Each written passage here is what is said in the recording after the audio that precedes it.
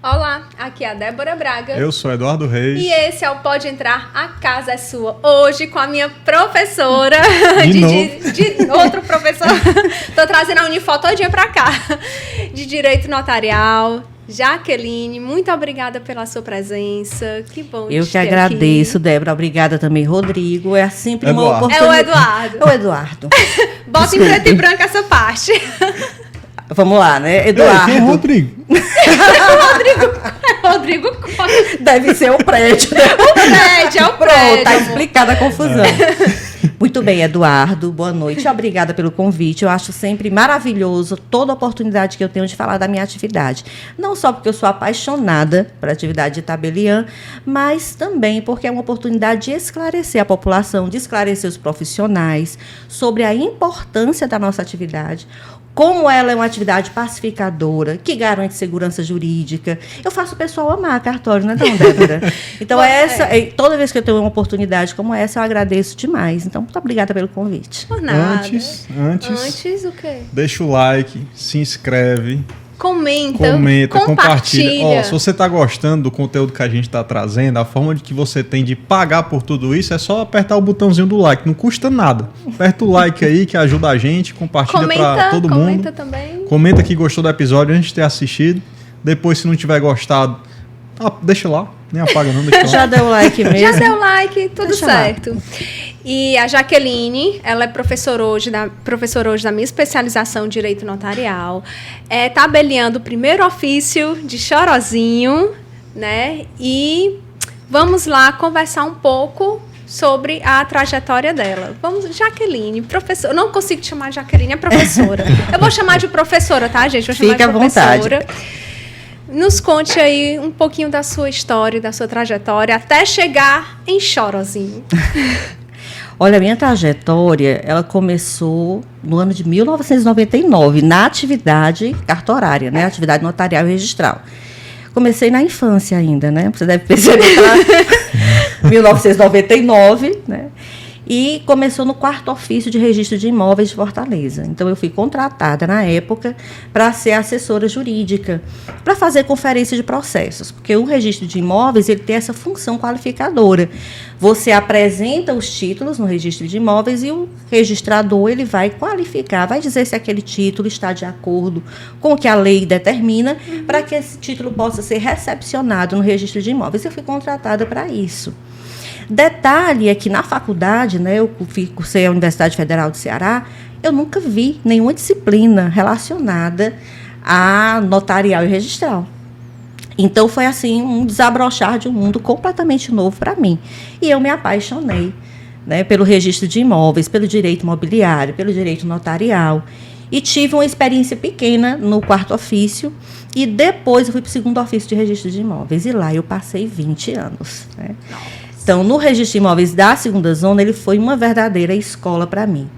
Paralelamente à atividade que eu desenvolvia lá, eu ingressei no mundo do magistério, né? Comecei a dar aula na antiga FGF, não sei se vocês já ouviram falar. Já. Pronto, lá comecei num curso de corretores de imóveis, né? Um curso de gestão. Foi o que eu fiz. Há muito tempo atrás, acho que foi 2005, se não me engano, 2003. Não, eu fiz um pouco mais recente. Então, eu ficava entre a atividade do magistério, né, na área já imobiliária, e a atividade no cartório do 2º ofício de registro de imóveis, né. Depois, eu fui para a Unifor, onde eu passei 15 anos na graduação, trabalhando também com a atividade notarial e registral. Em que sentido? Dando a disciplina de direito imobiliário, e também a disciplina de direito das coisas, que tem uma relação muito íntima com o registro de imóveis. E trabalhando na 2ª zona, inclusive fazendo a implantação da gestão cartorária lá, que hoje é uma coisa muito comum, mas que na época era uma novidade. E eu ajudei a implantar a gestão cartorária lá no 2º ofício de registro de imóveis. E apaixonada que era pela atividade, eu me questionei num determinado momento, por que não assumir uma titularidade de cartório? Só que eu perdi, na época, a oportunidade de fazer o concurso, que foi de 2010. E fiquei aguardando o próximo concurso aqui no estado. Demorou 8 anos. Nossa. Né? Aguardando, trabalhando na área e esperando que aparecesse o concurso aqui para o estado. e esse concurso só veio em 2018, né? Então, foram 2 anos de concurso, entre as provas, né, de objetiva, subjetiva, prova oral, prova de títulos, escolha, até assumir, foram 2 anos, né? Em 2020. Só no processo. Só no processo, né? Fui aprovada. E depois que assumi, né, no dia 2 de março, na verdade, de 2020, 15 dias depois do cartório aberto, veio a pandemia, né? Então, a minha experiência logo de cara com o cartório foi a pandemia. Então, a gente teve que... E eu entrava com uma experiência de 20 anos no registro de imóveis, eu assumi um registro civil. Registro civil, com atribuição de notas, com atribuição também de registro de pessoas jurídicas, registro de títulos e documentos, tinha tudo, protesto, menos imóveis. Então, agora eu sou profissional completa do notarial e registral, porque tenho 20 anos de experiência no registro de imóveis e agora em todas essas outras atribuições que compõem a área notarial e registral. Estou lá em Chorozinho, no primeiro ofício, desde 2020. Deixa eu fazer uma pergunta, fugindo, entre aspas, só um pouquinho do tema, porque você falou em direito das coisas. Eu conheço a internet das coisas. O que é direito das coisas? É eu derrubar esse copo aqui e ele me processar? Não. O que é o direito das coisas, né? O direito das coisas, ele trata da propriedade e da posse, tanto de coisas móveis quanto de coisas imóveis. Então, quando você começa na disciplina de direito das coisas, você vai começa a entender o que é a diferença de uma posse para uma detenção, para uma propriedade. Depois você vai evoluindo nos institutos que decorrem da propriedade, como, por exemplo, a enfiteuse, o direito de superfície, você vai ver a questão da multipropriedade, você vai ver o usufruto. Então, todos esses institutos, que a gente chama de direitos reais menores, eles decorrem da propriedade. Então, no direito das coisas, ou direitos reais, a gente estuda isso, né? Posse e propriedade de todas as coisas.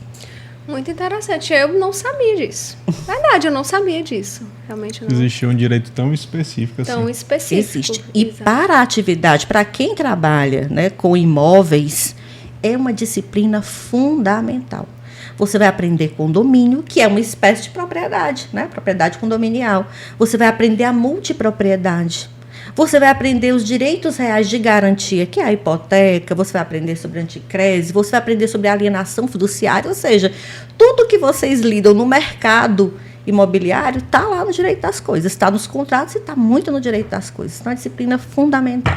Eu era muito feliz no direito das coisas, salvo o fato de que era no horário F, A, B e C, D, inclusive na sexta-feira. Então, eu era muito feliz porque tinha uma ligação direta com a atividade que eu desenvolvia no cartório, né, que é o registro de imóveis, e eu podia trazer para a sala de aula muitos exemplos, né, concretos de aplicação do direito às coisas na prática, né, imobiliária. Então, era muito bacana, muito rico. É muito bom quando a gente trabalha e se identifica, né? Eu estou no ramo imobiliário desde 2006, comecei na recepção, e aí eu fui para parte de assistente, né? E depois passei para coordenação administrativa e tudo, só que é desde 2006. Então, é uma área que eu gosto muito. E você falando, eu consigo, assim, caramba, eu sei o que ela tá sentindo quando, eu trabalho, eu ainda dou aula sobre isso, porque é muito bom você estar a tratar daquilo que você realmente gosta. Isso. E para o aluno, é muito bom entender que aquilo que ele está ouvindo como teoria tem uma aplicação prática tão efetiva. Isso. E fazer esse link, né, entre a prática e a teoria é que era, para mim, fundamental em sala de aula. Eu acho que isso trazia muito sucesso para as aulas, eles gostavam muito. Apesar de ser uma disciplina bem densa, né, direito às coisas é uma disciplina bem pesada. Olha, eu sou um cara de exatas, mas a gente está entrevistando tanto advogado aqui, está trazendo tanto conteúdo legal, que eu estou começando a gostar de direito. Gostando? Olha aí, Eduardo, venha. Só não vá para cartório, por gentileza. Não, eu já tinha nesse assunto. Eu só não vou fazer direito porque o Vadimeca é muito grande. Se fosse menorzinho assim, dava certo. E ele nem sequer, né, apesar do tamanho, ele nem sequer contempla tudo. Tem várias legislações esparsas que ainda precisam ser estudadas também. É um mundo, né, um universo. É um universo, é verdade. Agora eu quero adentrar logo num tema um pouco polêmico, porque nós temos aqui os amigos, colegas corretores, temos amigos advogados que estão assistindo. Por que o povo não gosta de cartório? Não faço ideia. Não é justo esse não gosto de cartórios.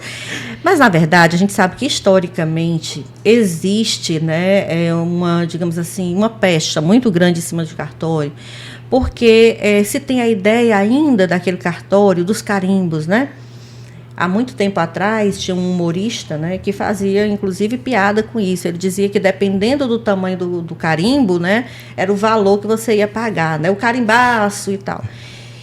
Isso é muito negativo e bastante injusto com a atividade. Por quê? A atividade, tanto notarial quanto registral, ela tem uma função muito importante, que é garantir segurança jurídica. Antes da gente começar aqui, né, você estava falando, Eduardo, sobre um colega, né, que tinha colocado exatamente isso, que o cartório é muito rigoroso, ele faz muita exigência, mas muitas vezes é nessa exigência, nesse rigor, que reside a segurança jurídica. É onde você vai ter a certeza de que aquele negócio que você está realizando está dentro do que a lei determina, né?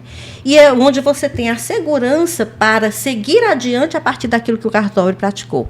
Eu estava, inclusive, colocando, né, a semana retrasada, né, semana passada, na verdade, sobre atividade notarial e registral, e colocando para os meus alunos como o tabelião ele pode ser um grande apoio para o profissional advogado, para o profissional corretor, né, para todos aqueles que buscam no cartório apoio para a realização dos seus negócios. Então, não é só para o cliente, para a população em geral, é para os profissionais, sim. Se eles puderem, se eles soubessem, né, de quanto o tabelião pode ser apoio para eles no desenvolver dessas atividades, eles teriam uma visão bem mais afável, digamos assim, agradável de cartório. Porque, veja bem, a função do registrador de imóveis, como a gente tinha colocado agora há pouco, é qualificar os títulos. Então, na grande maioria dos casos, o título chega pronto. Que título é esse? Uma escritura, um formal de partilha, uma carta de arrematação. Então, ele vem pronto o documento.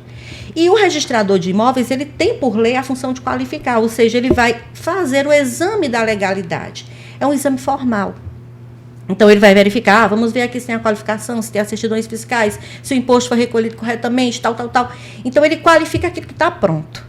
O tabelião, ele participa da elaboração. Então, para o corretor de imóveis, para o advogado, o tabelião é um parceiro. É um apoio na construção daquele negócio, daquele contrato, né? Daquela ata notarial que ele está precisando. Então, a função do tabelião é adequar a vontade das partes ao ordenamento jurídico. Então, o tabelião, ele entra contribuindo para a regularização daquele negócio. Então, orientando as partes de maneira igualitária. E quando ele faz isso e elabora um documento dentro dos ditames legais, o que ele está proporcionando? Segurança jurídica e pacificação social. Porque aonde eu asseguro, né, que o negócio é regular, que é dentro da lei, eu estou evitando conflitos. Então, o tabelião é um pacificador. O tabelião é um apoio. O tabelião é uma pessoa com uma expertise muito grande em relação àqueles negócios que lhes são apresentados, que pode ser para o advogado, para o corretor, um grande apoio na hora da realização dos negócios. Então, como não amar um tabelião?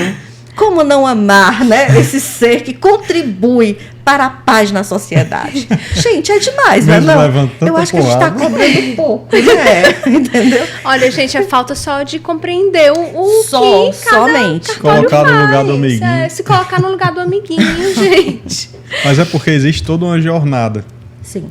Desde o momento em que o cliente pensa em comprar um imóvel, que ele acessa, aí tem os portais, aí ele entra em contato, aí tem a equipe de marketing que vai fazer a divulgação, aí o corretor faz o atendimento, aí tem todo o processo de venda, faz a confecção, passa pelo advogado. O processo de compra e venda de um imóvel não é comprar uma camiseta no shopping.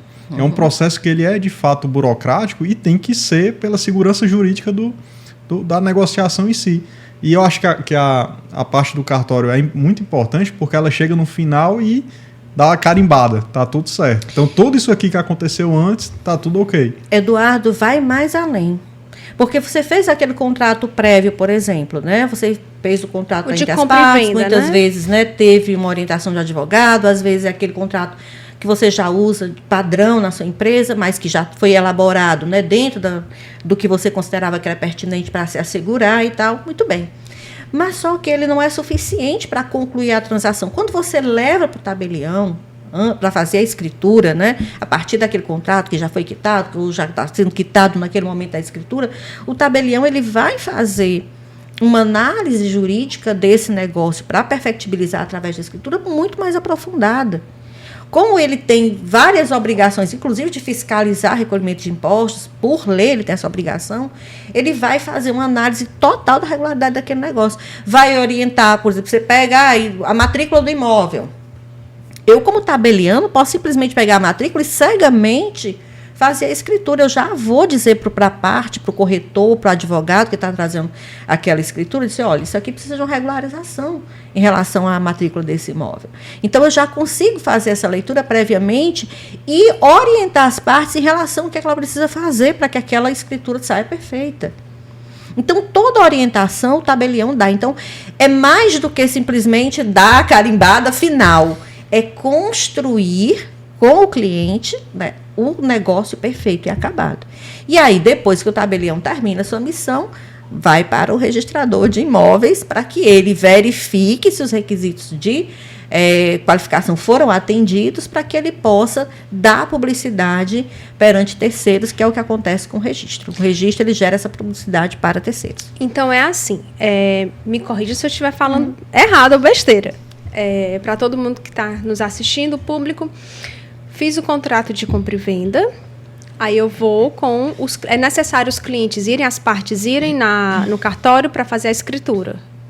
Sim, hoje em dia, essa presença física, ela nem é necessária se nós considerarmos que hoje a gente tem uma plataforma nacional chamada e-notariado, onde as partes podem realizar essa escritura totalmente de forma virtual.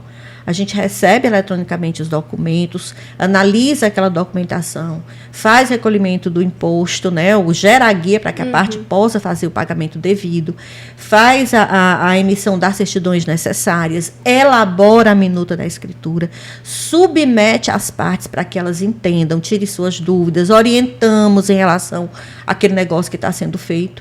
E depois marca-se uma videoconferência para que as partes, diante do tabelião no mundo virtual, elas digam se concordam realmente com aquele negócio, e a partir daí, elas dando o ok na videoconferência, elas vão assinar eletronicamente essa escritura. Ela recebe pela plataforma do e-notariado no seu celular essa escritura e assina eletronicamente, com o certificado que a gente gera gratuitamente para a pessoa. Então, tudo isso é feito hoje, ou seja, no mundo virtual você consegue fazer essa escritura sem precisar estar no balcão do cartório mais. A gente já evoluiu nesse nível, né? E leva para o registro em seguida. E leva, inclusive, no nosso cartório, a gente encaminha para o registro se a parte quiser, porque a gente encaminha pela plataforma eletrônica também.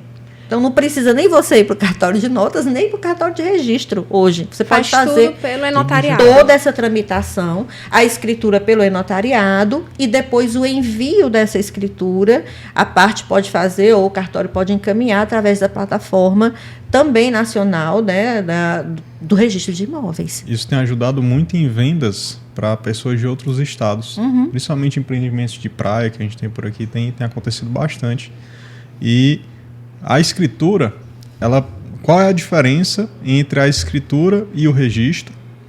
E a escritura a gente pode fazer em qualquer cartório, de qualquer lugar, cartórios do estado do Ceará, o cartório só de Fortaleza, da região do imóvel, e o registro pode ser feito também em qualquer lugar? Bom, então vamos lá. O registro, ele rege-se pelo princípio da circunscrição. Então, eu só posso fazer o registro naquele cartório a que o imóvel pertence, em termos de circunscrição. Por exemplo, aqui em Fortaleza, nós temos 6 circunscrições imobiliárias. Primeira zona, segunda, terceira, quarta, quinta, sexta. E cada parte da cidade está atrelada a um determinado cartório. Então, você só pode fazer o registro naquele cartório. A Lei 8935 de 94, que é a lei que regulamenta a atividade notarial e registral, ela estabelece que a escolha do tabelião é livre. Então, a parte escolhe que tabelião ela deseja fazer a sua escritura, porque o tabelião é aquele profissional da sua confiança, que você acredita que vai lhe orientar corretamente, que você acredita que vai fazer uma boa escritura. Então, é a livre escolha. E você pode escolher um tabelião de qualquer lugar do Brasil para fazer a sua escritura. Agora, a ressalva que eu faço é em relação ao e-notariado. Quando você quer fazer uma escritura relativa ao imóvel, tá? Você precisa atender aos requisitos específicos do provimento 100 do CNJ, que agora está no 149, né? Que é esse imóvel, ele precisa estar no mesmo estado, não município, não comarca, no mesmo estado, em que está o domicílio do comprador. Então, o adquirente é aqui do estado do Ceará e o imóvel está localizado no estado do Ceará, então ele pode fazer escritura aqui dentro do estado somente, em qualquer cartório do estado. Agora, se o sujeito não tem domicílio no Brasil, se ele é domiciliado no exterior, pelo e-notariado ele pode fazer a escritura em qualquer cartório do país, porque ele não tem domicílio no nosso país. Então, ele está domiciliado fora, ele pode escolher livremente para fazer através do e-notariado.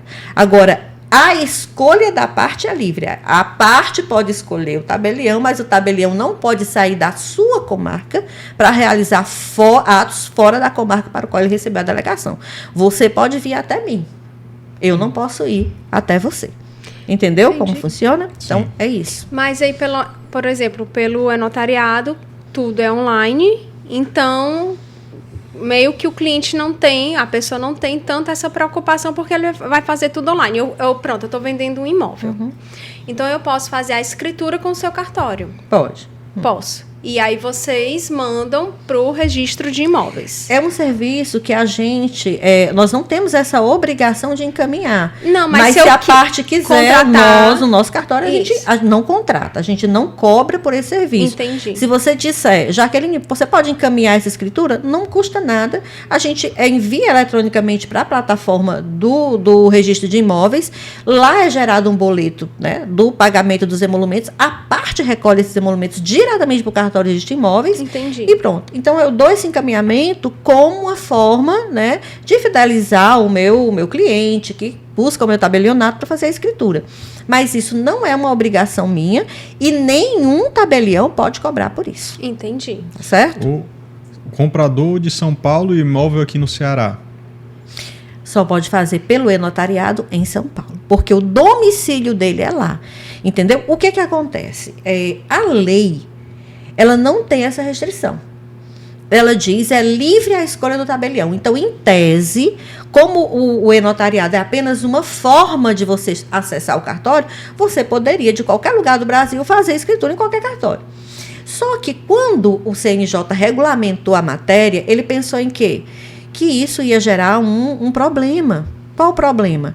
Como a atividade ela é regulamentada pelos estados, as tabelas de emolumentos são diferentes. Então, obviamente, haveria uma demanda muito grande para os estados onde os emolumentos são mais baixos e haveria uma concorrência desleal. Então, ele acabou criando uma restrição para quando o serviço for prestado através da plataforma eletrônica. Entendeu?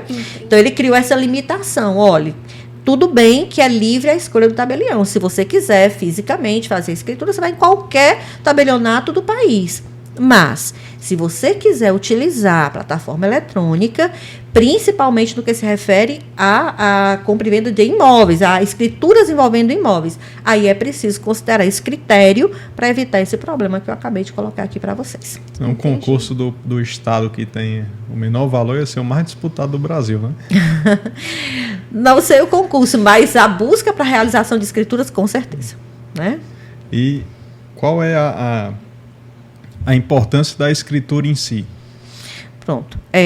Existe um dispositivo legal, o artigo 108 do Código Civil, que diz que toda vez que a transação envolver um imóvel ou um direito real incidente sobre esse imóvel, aí a gente tem usufruto, a gente tem o direito de superfície, a gente tem a servidão.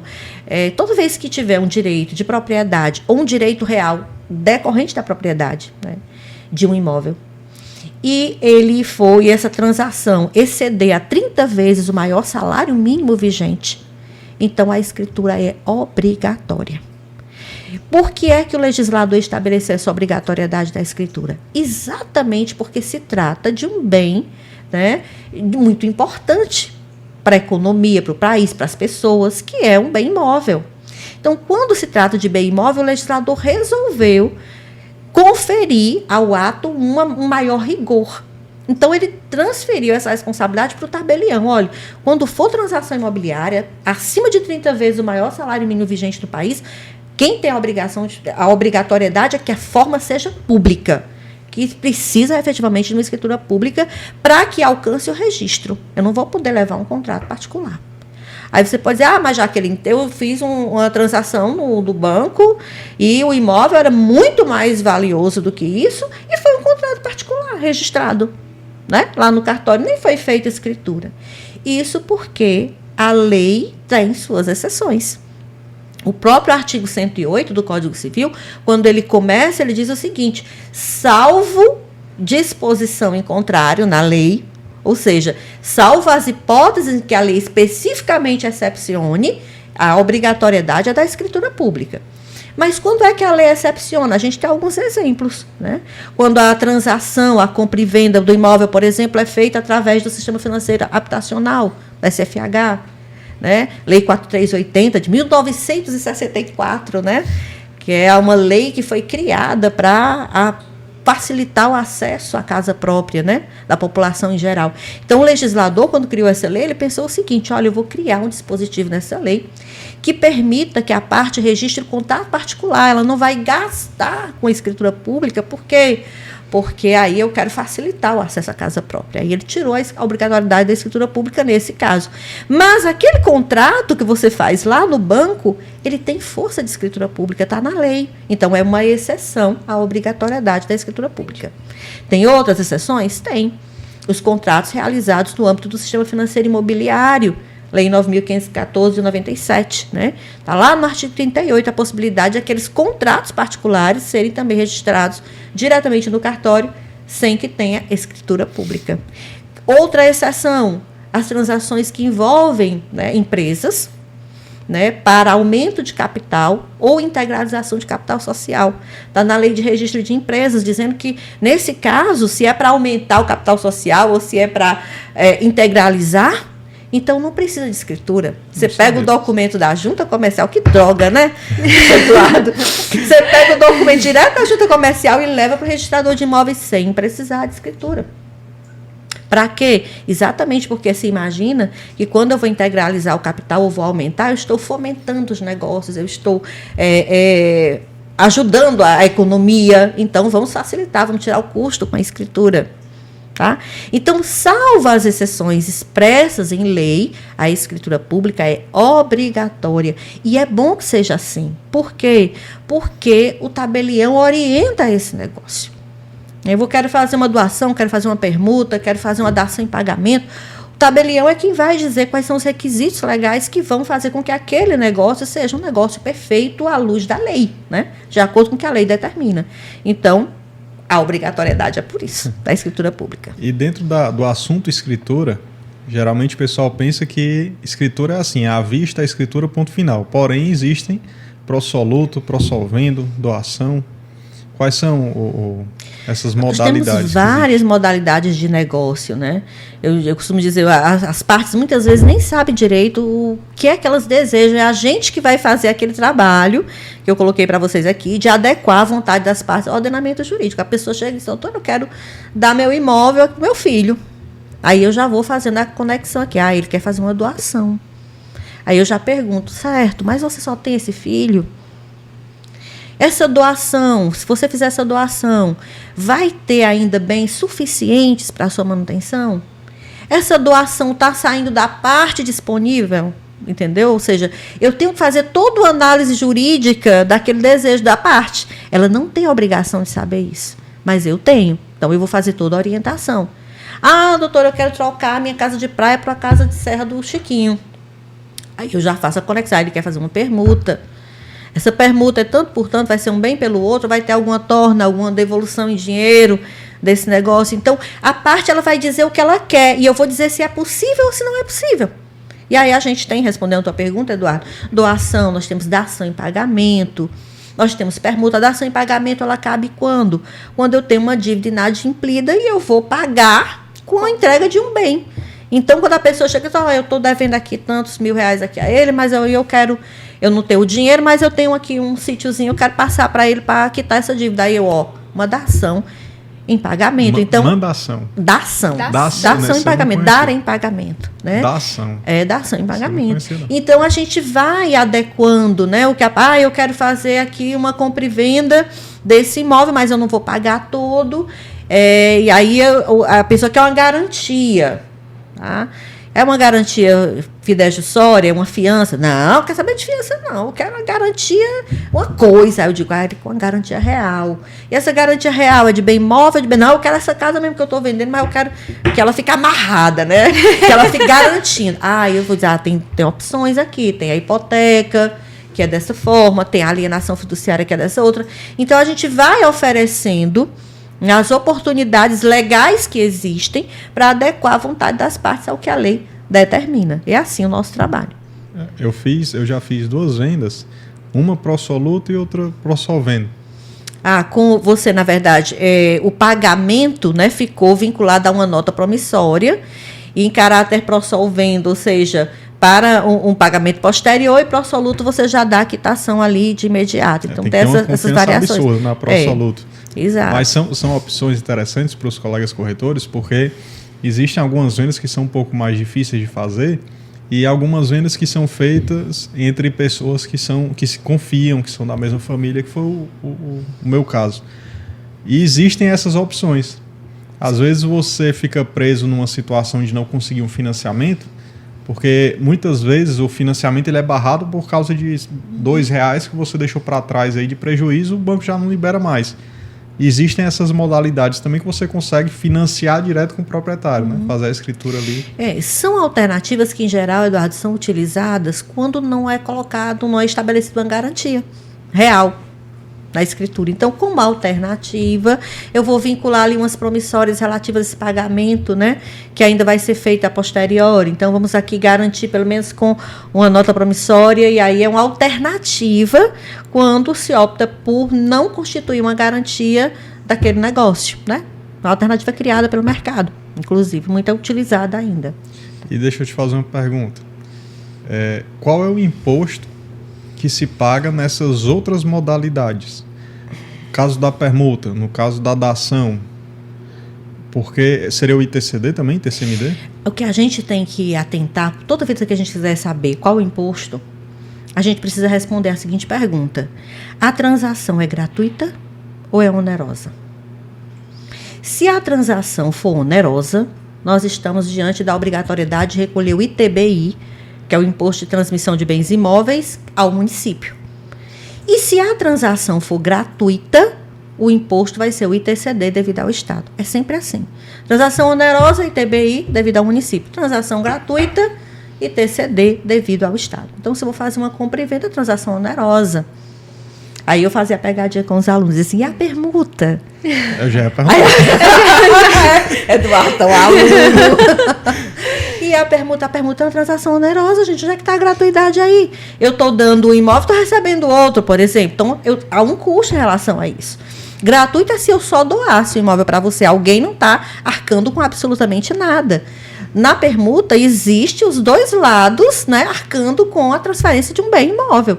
Então, é uma transação onerosa. É devido ITBI ao município. O que a gente tem de exemplo de transação gratuita? A doação, o inventário, né? Então, a gente tem aí a transmissão causa-mortes, que é gratuita, né? Os herdeiros vão receber sem ter que desembolsar absolutamente nada. Então, aí é devido ITCD. Se você for por aí, você não vai errar nunca. Você sempre vai saber qual é o imposto devido e a quiente, né? Verdade. E é muito interessante, porque isso é uma coisa que a gente precisa saber na nossa profissão, aqui para os corretores que estão nos assistindo, mas realmente é uma pegadinha que na hora que a gente está ali efetuando a venda, A gente eu não conseguia fazer esse link, né? A gente sempre Google, deixa eu verificar. Eu não conseguia fazer esse link tão rápido. Pronto. Como você falou. Deixa eu aproveitar para fazer o jabá. Você tocou aí no assunto de inventário. Temos um parceiro, patrocinador aqui do canal, nosso primeiro patrocinador da segunda temporada, que é Roberto Dias Cursos. Vai sair agora um curso, não vai dar tempo ainda de pegar, mas ele vai lançar um curso de inventário. E o Roberto, ele faz cursos voltados para locação, para documentação cartorária. Então você, corretor, você que está nos assistindo até aqui é porque você tem interesse em adquirir mais conteúdo. Mais conhecimento. Mais conhecimento. O nosso objetivo aqui é levar conteúdo para melhorar, qualificar ainda mais o nosso mercado. Então nada mais justo do que a gente fechar parceria com o Roberto Dias Cursos, que faz cursos sensacionais. A Débora fez o curso de locação. Curso de locação. A gente já botei funcionário meu para fazer esse curso de locação também, que é aqui com o Rodrigo Costa. Cursos de altíssima qualidade para você se capacitar, melhorar ainda mais a sua venda, encontrar outras formas de receita também, através de parcerias, através de parcerias com advogados para fazer inventário, parcerias com cartórios para fazer as escrituras. Porque o colega corretor pode fazer parceria com cartório lá de Little Cry também. Chorozinho aí, né? No primeiro ofício. Gente, e é interessante, né? Essa questão de você procurar aprofundar os conhecimentos, né? Fazer o curso até para que você tenha, né, dúvidas para tirar. Porque quem não tem conhecimento, nem dúvida tem em relação àquele determinado assunto. Mas se tranquilizem, né? Porque lá em Chorozinho, por exemplo, se você trouxer a questão do inventário, a gente resolve juntamente com você, com o profissional. Porque para fazer inventário extrajudicial, a gente precisa da presença do advogado. Então, muitas vezes, a gente trabalha em conjunto com o colega em relação àquela partilha que ele estaria apresentando, orientando juntamente com o colega as partes, né, para que a partilha seja feita de maneira adequada, correta, que atenda aos interesses das partes, que atenda aos requisitos legais, para que quando essa partilha chegue lá no registro de imóveis, a gente não tenha problema em registrar, né, as transferências da forma devida. Então, é muito importante isso que você colocou. Quem está no mercado precisa entender. Inventário não é uma coisa simples, né? Mas a gente se depara demais, né, com situações de imóveis que o cliente se interessa e quando você vai ver, é um imóvel que está em inventário ainda. Aí, né? Já fica aquele medo. Aí você precisa entender qual é o nível de dificuldade que esse inventário vai trazer, né? E a gente tem, inclusive, novidades aí, provimento recente do CNJ, saiu essa semana, né? Já sobre a possibilidade de fazer, vai sair a resolução, a alteração, que não foi publicada ainda, mas vai sair a alteração da resolução 35 do CNJ, que é a regulamentação dos inventários feitos no cartório, inventários administrativos, trazendo, inclusive, a possibilidade, ampliando essa atuação dos cartórios no inventário, possibilitando que aqueles inventários que envolvam incapazes possam ser feitos também no cartório. Então, isso é muito bom, porque a função do cartório, do extrajudicial em geral, é resolver questões que não envolvam conflito. Então, se não tem conflito, não tem por que você ir para a justiça. A justiça, a vocação do judiciário é dirimir conflitos. Do extrajudicial é resolver com celeridade as questões que não envolvam conflitos. Então, foi muito bom essa ampliação. A gente já vem há muitos anos, desde 2007, realizando inventários extrajudiciais, né? Mas a exigibilidade era de que não houvesse incapazes envolvidos, né? Que as pessoas estivessem de acordo, obviamente. E agora isso foi ampliado. Muito bom, porque esses inventários vão ainda ser mais céleres, né, do que o que acontecia bem na mais justiça. Rapidamente. Então, você vai procurar o curso, Roberto Dias Cursos no Instagram, Roberto Dias Cursos, @Roberto Dias Cursos. Vou deixar na descrição. Procura lá os cursos que ele está fazendo. Você vai procurar o curso de inventário, depois você vai ligar para a Jaqueline, lá para o cartório, fazer parceria com ela, vai pegar o conhecimento que você adquiriu aqui, vai juntar aqui, você vai morrer de ganhar dinheiro, nem se preocupe. Não, eu tenho duas perguntas, já que a gente já está aqui na parte de inventário. Uma é bem pessoal minha. Só duas? Eu tenho um bocado. Meu Deus do céu, menina. Ela ainda tem a sala de aula, né? E amanhã nós temos aula. Temos aula amanhã. Sexta-feira temos prova, só quero dizer. Sexta-feira temos prova. Qual é a matéria para eu já fazer as perguntas aqui? O que vai cair? Quais são os tópicos? Não, mas é realmente algo bem pessoal meu. por exemplo, meu pai faleceu há mais de 20 anos atrás. Eu não sei se foi feito inventário, eu não sei se ele tinha algum bem imóvel, eu não sei, eu era adolescente, na época eu tinha 15 anos de idade. Eu não participei do pós-morte dele, quem resolveu tudo foram outros parentes, que eu não tenho contato. Mas, por exemplo, hoje eu gostaria de saber se foi feito o inventário do meu pai. Hoje eu gostaria de saber se existe algum bem imóvel ou um bem... Acho que já nem entra na seara de cartórios e tudo, sei lá, banco, etc. Mas vamos focar aqui no bem imóvel. Hoje eu gostaria de saber se foi feito algum inventário, se existe algum bem imóvel no nome dele. Eu consigo? Especificamente em relação aos bens imóveis, você tem como fazer busca nos cartórios. E hoje, com o registro eletrônico, existe a possibilidade de acessar a plataforma nacional do registro, né, e fazer essa busca através do CPF do seu pai. Né? Então, você consegue fazer essa busca hoje. Esse sistema está sendo aperfeiçoado. Né? Foi recentemente criado o Operador Nacional do Registro, né, que é uma entidade responsável, né, por organizar essas informações do registro de imóveis e fomentar o registro eletrônico. E o que acontece? Todos os cartórios do país foram chamados a lançar o seu acervo, né, nessa plataforma nacional do registro eletrônico. Para quê? Exatamente para que qualquer pessoa do povo, possa ter acesso a essa plataforma e fazer a busca. O sistema ainda não é perfeito. Por quê? Porque muitos lançamentos ainda não foram feitos. Imagine as dimensões do nosso país, a quantidade de cartórios que nós temos para que essas informações sejam todas lançadas e de forma precisa.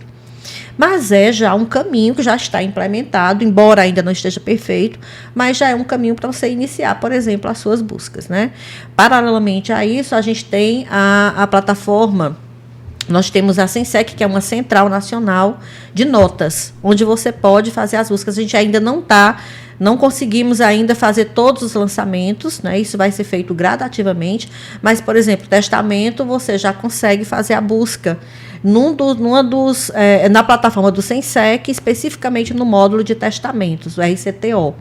Você acessa a plataforma, faz lá das informações que ele pede, anexa a certidão de óbito, porque para que você tenha acesso ao eventual testamento que tenha sido feito, é preciso que você realmente informe o óbito, senão você não tem acesso, tá? E aí você pode começar a sua caminhada por aí. Né? Se você não tiver nenhuma outra informação dos seus familiares, né, de quem cuidou, você pode começar as buscas dessa forma. Agora vem um porém. Eu tenho a certidão de óbito dele, mas na certidão de óbito dele não tem o CPF. Você não sabe o CPF dele? Não sei o CPF dele. Aí complica, porque as buscas, os lançamentos são todos feitos através do CPF. Como eu consigo o CPF dele? A Receita Federal. Eu fui na Receita Federal, eles mandaram procurar o cartório. Eu procurei o cartório mandou a certidão de óbito e não tem na certidão de óbito. Mas olha, assim, a obrigatoriedade de constar o CPF nas certidões é recente também. Né? Você veja que o sistema ele vem se aperfeiçoando. Mas algumas entraves ainda existem, né? Como eu estava colocando aqui para vocês antes, por exemplo, a gente tem um assento lá no cartório de casamento com vários nascimentos, né, registrados no mesmo assento de casamento, feito na época, na década de 60 do século passado. Por quê? Porque esses filhos foram todos legitimados por ocasião daquele casamento. Então, não foi gerado um assento de nascimento para cada um daqueles filhos. É um registro único.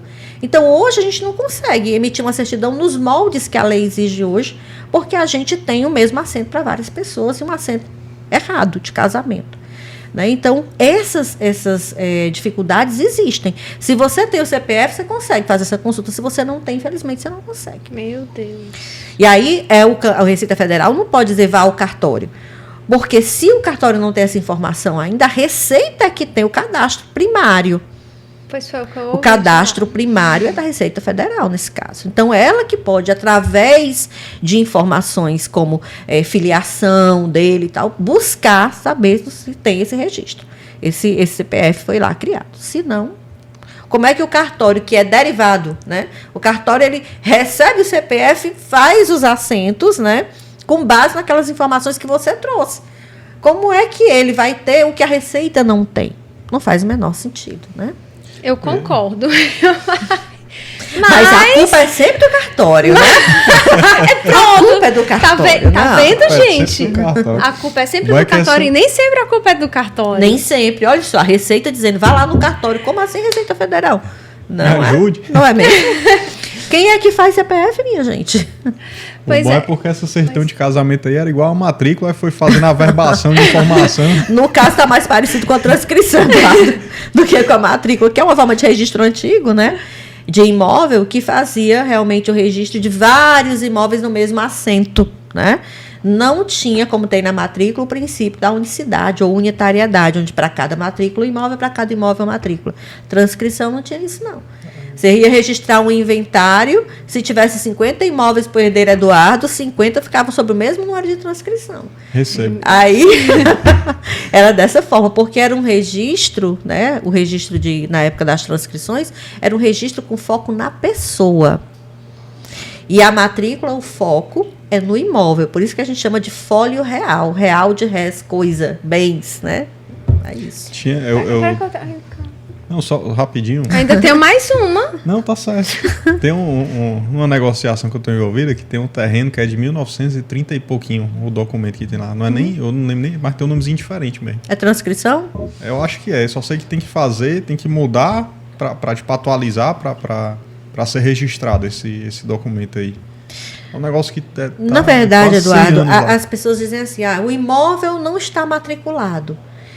O fato dele não estar matriculado não quer dizer que ele não esteja registrado, né? A matrícula, ela surge com a Lei 6.015 de 1973, cuja vigência é de 1976. Mas antes disso, já se registrava imóveis. Se registrava nos livros de transcrição. Então, a transcrição é uma forma de registro e válida ainda. Então, tem imóveis que não passaram para a matrícula ainda. Por quê? Porque diz a lei de registros públicos que, na ocasião do primeiro ato de registro, abre-se a matrícula para o imóvel. Então, tem gente que está lá, o imóvel transcrito, né, em 1960 e tal, antes da vigência, obviamente, da Lei 6.015, nunca foi feita nenhuma transferência desse imóvel, então ainda está transcrito, obviamente. Agora, por exemplo, vai fazer um inventário desse proprietário. E aí esse inventário vai ensejar a transferência para os herdeiros, que são atos de registro. Então, esse registro não vai poder ser feito na transcrição. Vai ter que se abrir matrícula para esse imóvel para que se registre as aquisições dos herdeiros. Tá? Mas o registro da transcrição é um registro válido. Ele conta como escritura ou tem que ser feita a escritura? A escritura, ela é um título. O registro, ele vai demonstrar ali a propriedade do imóvel. A escritura é um instrumento que você vai utilizar para a transferência. Então, você faz a escritura e depois você registra esse título no cartório de registro de imóveis. Mas eu digo a transcrição. A transcrição. Esse terreno, por exemplo, que é antigo, ele não tem ele tem uma transcrição. Ele tem só a informação lá. Eu pego essa transcrição e dou entrada no cartório de registro. E faz uma escritura, sim. Eu primeiro faço a escritura para depois fazer o registro. Ele não tem poder, a transcrição não tem poder de escritura. Igual não, porque ele é um registro. Faça uma equivalência com a matrícula. Digamos assim, é como se fosse uma matrícula da antiguidade, antigamente, antes de 76. Antes de 76 se registrava, mas não se registrava em forma de matrícula. Registrava-se em forma de transcrição. Então, ela é o registro do imóvel. A gente, quando vai negociar com o imóvel, aí eu falo para os colegas corretores, para os colegas advogados, né, que estão iniciando na área, quando você vai em busca de saber da regularidade do imóvel, você não vai perguntar, tem matrícula só? Você tem registro? Porque o registro pode ser uma matrícula, pode ser uma transcrição. E se for transcrito o imóvel, ele tem propriedade regular. Às vezes a descrição não está muito boa, a qualificação está imprecisa, mas ele é registrado. Aquilo comprova a propriedade da pessoa. Aquilo foi feito em algum cartório da época? Um cartório de registro de imóveis. E aí você, com aquela certidão de transcrição, você vai fazer a escritura. E essa escritura, quando for a registro, aí vai ensejar a abertura de uma matrícula. tá? Mas digamos assim, vamos dizer que a transcrição é a matrícula do passado. Ainda é válida? Sim. Eu vou pedir a certidão do registro do imóvel. Venha lá o que vier. Pode vir uma matrícula, ótimo. Ou pode vir uma transcrição. E se não vier nem matrícula nem transcrição? Senta e chora, porque aí não é propriedade, é posse. Aí senta com o campeão. Aí você tem um problema. Se você tiver uma matrícula, joia. Se tiver uma transcrição, beleza. Principalmente se for uma descrição, a transcrição não tiver muito ruim, de descrição e tal. Ah, mas Jaqueline, se tiver, aí você regulariza. Você retifica a área, você averba a qualificação dos proprietários, você complementa, organiza. Abre uma matrícula para esse imóvel que está transcrito, regularizando, para depois viabilizar a venda. Olha, o tabelião orienta tudo sobre isso, entendeu? Mas tendo transcrição, está registrado, propriedade lá confirmada. Viu? Agora eu vou para a minha pergunta. Obrigada, amor. Obrigada. Por nada, sempre que você precisar, é só pedir. Ainda sobre o inventário. Nos inventários extrajudiciais, há a necessidade ou a possibilidade de precisar de um laudo de avaliação mercadológica, porque nos inventários que vão para a justiça, quando não se tem essa base e tudo, e aí o juiz ele vai, seleciona um perito, etc., para fazer um laudo de avaliação mercadológica daquele imóvel para ir para um inventário, né? No extrajudicial, isso também acontece? Quando você vai levar os bens, né? E a gente está falando muito de imóveis, o pessoal, mas o inventário não quer dizer que tenha só bens imóveis. Mas vamos considerar aqui, já que a gente está voltado muito para o mercado imobiliário aqui na nossa conversa, vamos considerar imóveis, tá? Quando a gente vai fazer o inventário, a gente pede que as partes atribuam os valores. Quanto é que você atribui a essa casa? Por quê? Porque geralmente a pessoa vai dizer os valores que ela já vem declarando, inclusive para fins de imposto de renda. Entendi. Então, o valor atribuído é esse. Porém, pode ser que o fisco, no caso aqui, qual vai ser o imposto? Vamos ver se vocês já passam desse teste. Vai ser o quê? Quem é o fisco que vai avaliar esses bens? É o Estado. É o Estado. Porque é uma transmissão gratuita, vai se recolher o ITCD. Então, na hora que a gente enviar para a Cefaz, né? Os bens, tá aqui os bens. O Eduardo está dizendo que essa casa é 100 mil. Né? Os herdeiros declararam aqui que é 100 mil essa casa, que esse carro aqui é 20 mil. Eles declararam isso. São os valores atribuídos pelas partes. Porém, a Cefaz pode dizer, não é 100 não, é 200. Entendeu? Então, existe o que as partes declaram e o que o fisco avalia. Tá? E a gente coloca na escritura tanto o valor atribuído quanto o valor avaliado pelo fisco. Porque o imposto é recolhido em cima do valor de avaliação do fisco. Certo? Entendi. Então não adianta você declarar 50 mil, o fisco disser que é 200 vai será. ter que ser 200. Mas aí a gente pode entrar com um pedido de revisão. Pode, sempre pode, tanto no estado quanto no município. Aí você é um inconformado, tudo bem. Não, mas vamos para um fato real. Não, obrigada a aceitar, né? Vamos para um fato real. Estou negociando uma casa que é um inventário. Na verdade, são 4 inventários nessa casa. Eu já tenho um histórico de negociar inventários. Porém, essa casa ela está fechada há uns 6 anos. Está bem destruída. Se a casa for avaliada só olhando pelo Google Maps a localização, provavelmente ela vai ser avaliada em torno de 600 a 700 mil.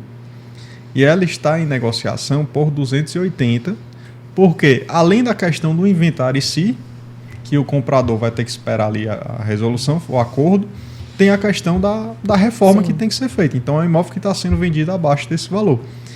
Nesse caso, no dividindo, não vou entrar em muitos detalhes, porque é muita coisa, mas fica abaixo, quando você pega e divide o quinhão, fica abaixo do valor de isenção do ITCMD.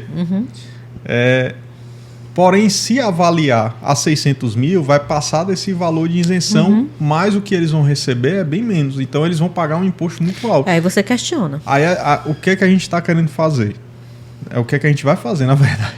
É tirar foto, fazer um laudo para apresentar e recorrer para puxar esse valor para baixo e conseguir a isenção do imposto. Corretíssimo. Porque essas avaliações o fisco faz muito considerando a região, né?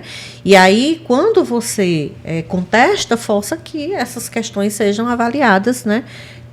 Especificamente. Olha, tem uma situação aqui que é peculiar.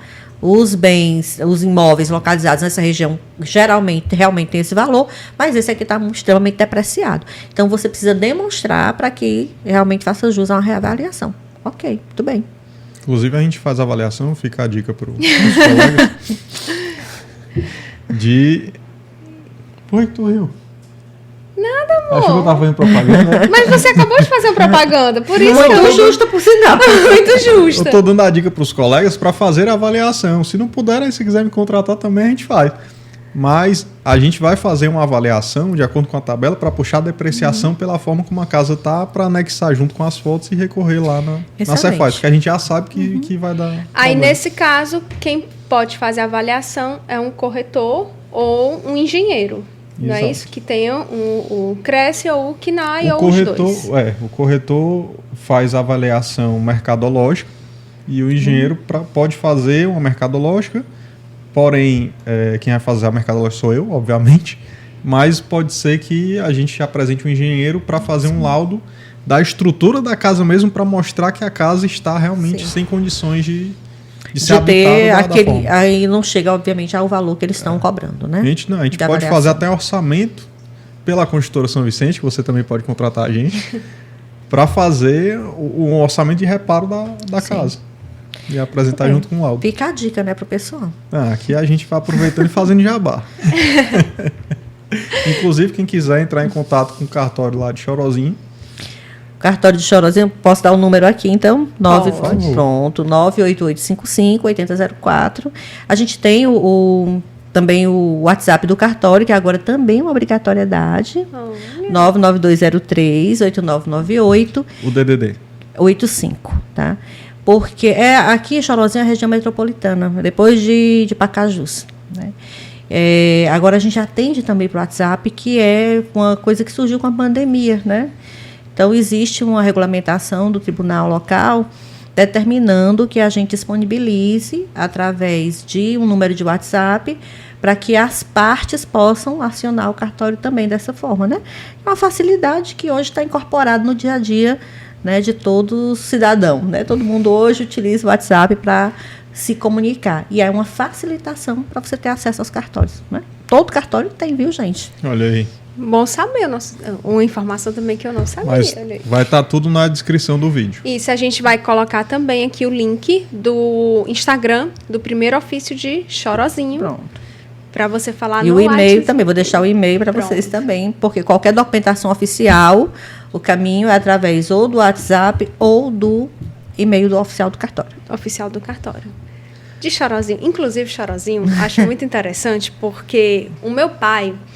Ele tinha uma promessa em Chorozinho que eu era muito pequena, eu tinha meus 6, 7 anos de idade. Todo mês nós íamos para Chorozinho, porque ele ia lá no Grutinha, tinha uma igreja. Tem uma gruta de Santa Terezinha. Pronto, e ele ia lá acender, ele comprava um saco de vela.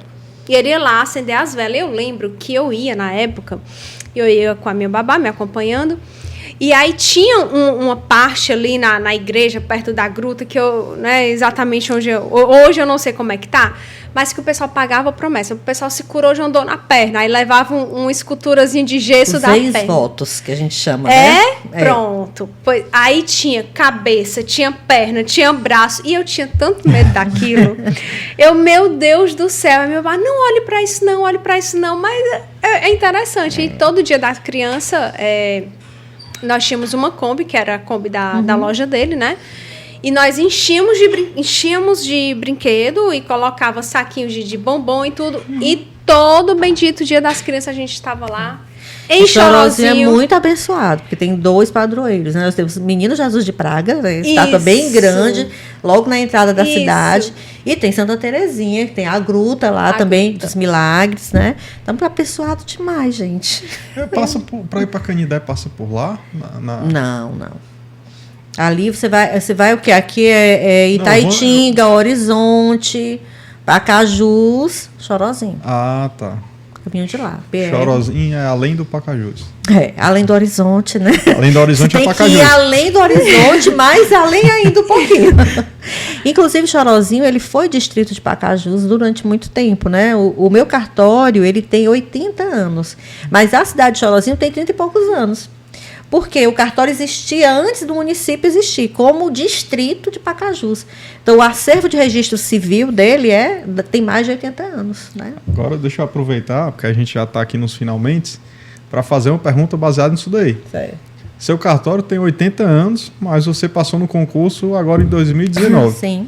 Como é que funciona isso? Comecei em 2020, né? Como é que funciona isso? Tava o cartório lá, a pessoa disse, eu não aguento mais, aí abandonou, abriu a vaga. A pessoa aguentaria até mais tempo, mas a questão é que diz a lei que quando a serventia fica vaga, e ela vai ficar vaga porque ou por morte do titular, que foi o caso de lá, né? Ou então porque o titular perdeu a delegação por uma das formas previstas na Lei 8935.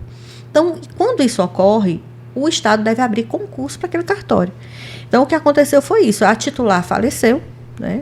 E ficou respondendo pela serventia uma interina, uma pessoa que era a substituta dela e que ficou respondendo pela serventia, aguardando que houvesse concurso.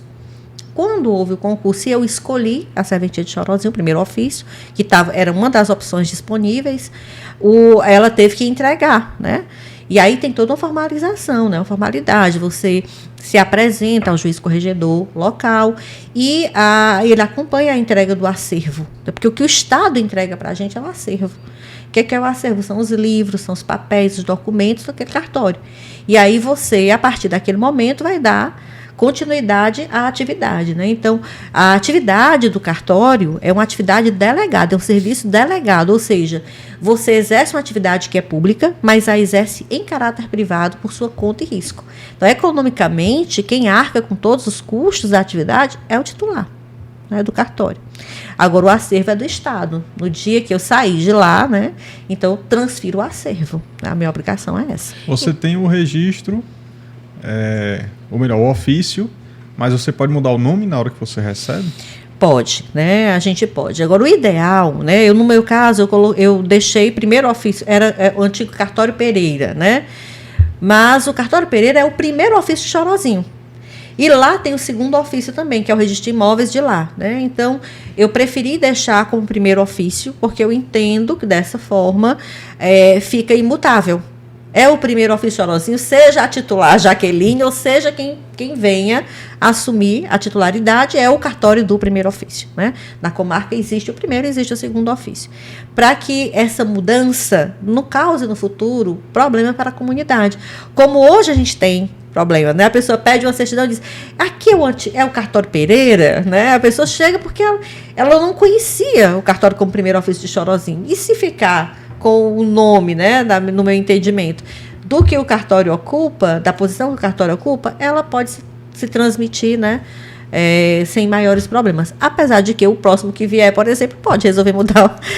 Que o primeiro ofício é o cartório Eduardo. Tudo bem, também pode, tá certo? Passar no concurso ou botar cartório do Eduardo. Pronto. Então, você que está querendo fazer concurso de cartório, saiba que o custo é todo seu. Todo. Parabéns, esteja preparado. Não é herdado, não? Não, há muito tempo que isso não existe mais, né? Desde 1988, com a Constituição Federal de 88, lá no artigo 236, estabeleceu que o ingresso na atividade é através de concurso público, né? E um concurso bem difícil, diga-se de passagem. Concurso de provas e títulos, muitas provas para objetiva, subjetiva, prova oral, né? É uma sabatina muito pesada. A pessoa tem que estar muito bem preparada mesmo para assumir a titularidade. É muita responsabilidade. É muita responsabilidade. E ainda por cima, você vai ter todo o custo de manutenção da atividade, né? E a gente, embora ingresse na atividade por concurso público, nós não somos remunerados pelos cofres públicos. Pelo contrário, a gente contribui, né, através das verbas que a gente é obrigada a repassar ao tribunal. Então, nós não recebemos do Estado. A gente recebe de quem? Das pessoas que buscam o nosso serviço, né, através do pagamento dos emolumentos. Você, tenho certeza que já não tem mais raiva de cartório nesse momento. Passou tudo. Jaqueline, muito obrigado. Já deu tempo? Já. Infelizmente já deu tempo. Mas é a gente assim. marca depois para tirar outras dúvidas. Quando tiver outra prova da Débora. Débora vai ser sexta-feira a prova, né? Vamos ver. Vou perguntar tudo que a gente falou aqui também. Meu Deus, arguição, não pode ser então, escrita. Alunos da Unifor, da turma de Direito Notarial, assistam o podcast que aqui vai ter perguntas que vão cair na prova. Ainda bem que só vai ao ar depois da prova.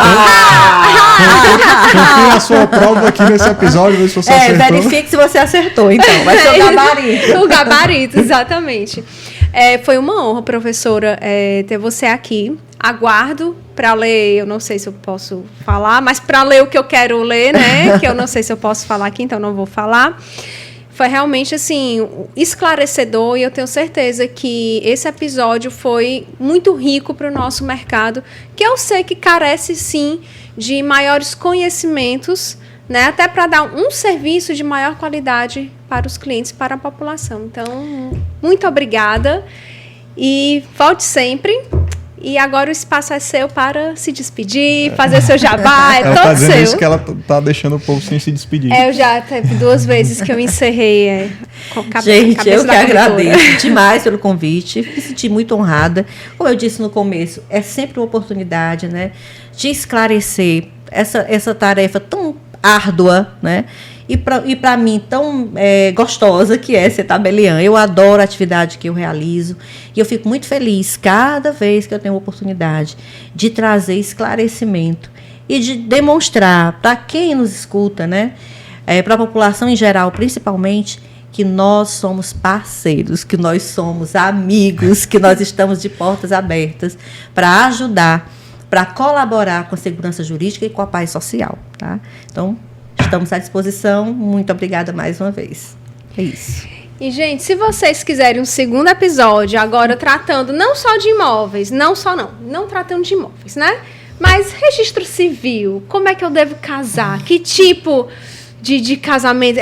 União estável, o que é? Eu faço o quê? Separação de bens total, parcial, como é que eu faço? Olha que união estável dá uma confusão danada em relação a imóveis. Olha aí, gente. Então, se você quiser Spoiler, né? Spoiler. Um episódio sobre união estável, registro civil, dá mesmo. Dá confusão para um episódio inteiro. Se você quiser esse episódio, é só comentar ou mandar um direct, você decide. E mais uma vez, muito obrigada pela sua audiência. Volte sempre, que a casa é sua. Acabou! Não, mas